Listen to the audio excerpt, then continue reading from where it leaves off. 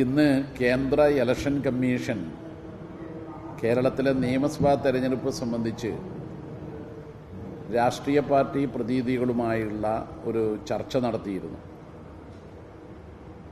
അതിൽ CPIM-നെ പ്രതിനിധീകരിച്ച് മുൻ മേയറും പാർട്ടി സംസ്ഥാന കമ്മിറ്റി അംഗവുമായ അഡ്വക്കേറ്റ് M. അനിൽകുമാറും ഞാനുമാണ് പങ്കെടുത്തത്.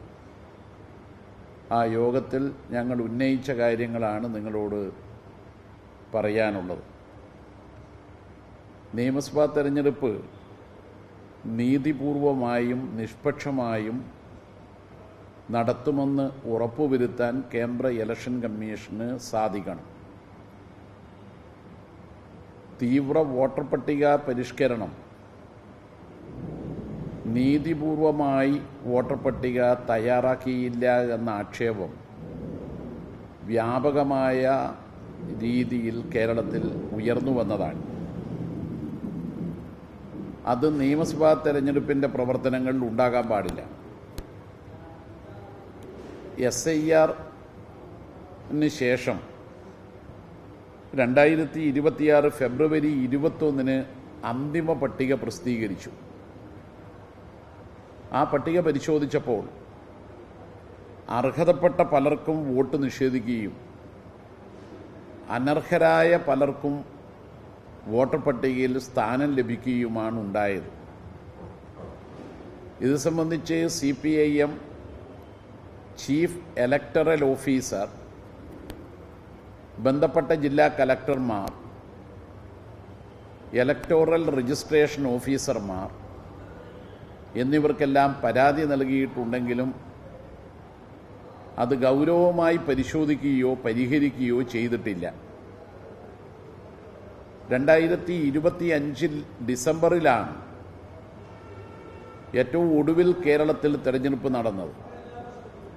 അത് പ്രാദേശിക സർക്കാരിലേക്കുള്ള ജനപ്രതിനിധികളെ തെരഞ്ഞെടുക്കാനുള്ള തെരഞ്ഞെടുപ്പായിരുന്നു. 4 മാസം മുമ്പ് 2025 ഒക്ടോബറിൽ ആ തെരഞ്ഞെടുപ്പിന് വേണ്ട പട്ടിക സംസ്ഥാന ഇലക്ഷൻ കമ്മീഷൻ പ്രസിദ്ധീകരിക്കുകയുണ്ടായി. അതുപ്രകാരം 2.84 കോടി വോട്ടർമാർ കേരളത്തിലുണ്ട്.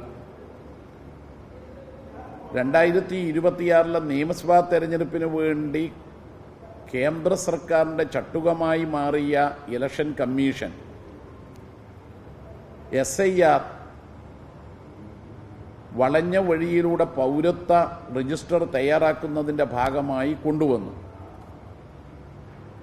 അതിനെ വ്യാപകമായി BJP ഒഴികെയുള്ള എല്ലാ രാഷ്ട്രീയ കക്ഷികളും എതിർത്തതും പ്രതിഷേധിച്ചതുമാണ്. വിവിധ സംസ്ഥാനങ്ങളിൽ ലക്ഷക്കണക്കിന് വോട്ടർമാരുടെ പേരാണ് വോട്ടർ പട്ടിക SIR-ന്റെ പേരിൽ തയ്യാറാക്കുമ്പോൾ ഒഴിവാക്കിയത്. ചീഫ് ഇലക്ടറൽ ഓഫീസർ 2026 ഫെബ്രുവരി 20 രാഷ്ട്രീയ പാർട്ടി പ്രതിനിധികളുടെ യോഗം വിളിക്കുകയുണ്ടായി. അദ്ദേഹം ആ യോഗത്തിൽ റിപ്പോർട്ട് ചെയ്തത് 4.24 ലക്ഷം വോട്ടർമാർ നവവോട്ടർമാരാണെന്നാണ്. ഏറ്റവും ഒടുവിൽ തെരഞ്ഞെടുപ്പ് നടന്ന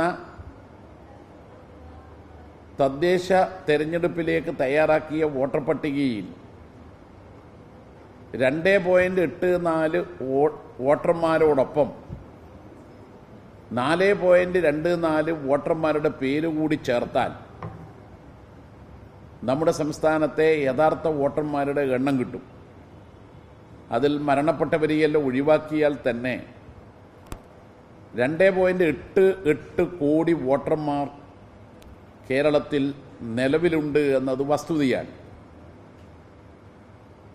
ഇപ്പോൾ ഇലക്ഷൻ കമ്മീഷൻ അന്തിമമായി പ്രസിദ്ധീകരിച്ച പട്ടികയിൽ 2.69 കോടി വോട്ടർമാർ മാത്രമേ ഉള്ളൂ. 19 ലക്ഷം വോട്ടർമാരുടെ പേരുകളാണ് അർഹതപ്പെട്ട വോട്ടർമാരുടെ പേരുകളാണ് പട്ടികയിൽ നിന്ന് നീക്കം ചെയ്തിട്ടുള്ളത്. ഇത് സംബന്ധിച്ച പരാതി നേരത്തെ തന്നെ ചീഫ് ഇലക്ടറൽ ഓഫീസറുടെ ശ്രദ്ധയിൽപ്പെടുത്തിയെങ്കിലും അതെന്തുകൊണ്ടാണ് സംഭവിച്ചത് എന്നത് രാഷ്ട്രീയ പാർട്ടി പ്രതിനിധികളുടെ യോഗത്തിൽ പോലും വ്യക്തമാക്കിയില്ല. ഞങ്ങളന്ന് ആവശ്യപ്പെട്ടത് 36.88 ലക്ഷം വോട്ടർമാർക്ക് ഹിയറിംഗിൽ ഹാജരാകാൻ ഇലക്ഷൻ കമ്മീഷൻ അധികൃതർ നോട്ടീസ് നൽകിയിട്ടുണ്ട്. അക്കാര്യം CEO സമ്മതിക്കുന്നുമുണ്ട്. അതിലെത്ര പേർ ഹാജരായി, ഹാജരായവരിൽ തന്നെ എത്ര പേരുടെ വോട്ട് സ്വീകരിച്ചു, ഇത് വ്യക്തമാക്കുന്നില്ല. മറ്റൊന്ന് 19.32 ലക്ഷം വോട്ടർമാർ നോ മാപ്പിംഗ് ആണ്. എന്ന് പറഞ്ഞാൽ അവരുടെ പൗരത്വം തെളിയിക്കുന്ന രേഖകൾ ഹാജരാക്കിയിട്ടില്ല. എന്യൂമറേഷൻ ഫോറം പൂരിപ്പിച്ചു നൽകുമ്പോൾ ആ രേഖകൾ കൂടി വേണം. 1987 മുമ്പ് ജനിച്ചവരാണെങ്കിൽ മാതാപിതാക്കളിൽ ആരുടെയെങ്കിലും ഒരാളുടെ പൗരത്വം തെളിയിക്കുന്ന രേഖയും 2003 ശേഷം ജനിച്ചതാണെങ്കിൽ മാതാപിതാക്കൾ രണ്ടുപേരുടെയും പൗരത്വം തെളിയിക്കുന്ന രേഖകളും ഹാജരാക്കണമെന്നാണ് നിഷ്കർഷിച്ചത്. അങ്ങനെ നോ മാപ്പിംഗ് പ്രോസസ് നടന്നു. അതിൽ 19.32 ലക്ഷം പേർ പങ്കെടുത്തു എന്ന് കമ്മീഷൻ പറയുന്നു. അതിൽ എത്ര വോട്ട് സ്വീകരിച്ചു അത് സ്വകാര്യമായി വെച്ചിരിക്കുകയാണ്.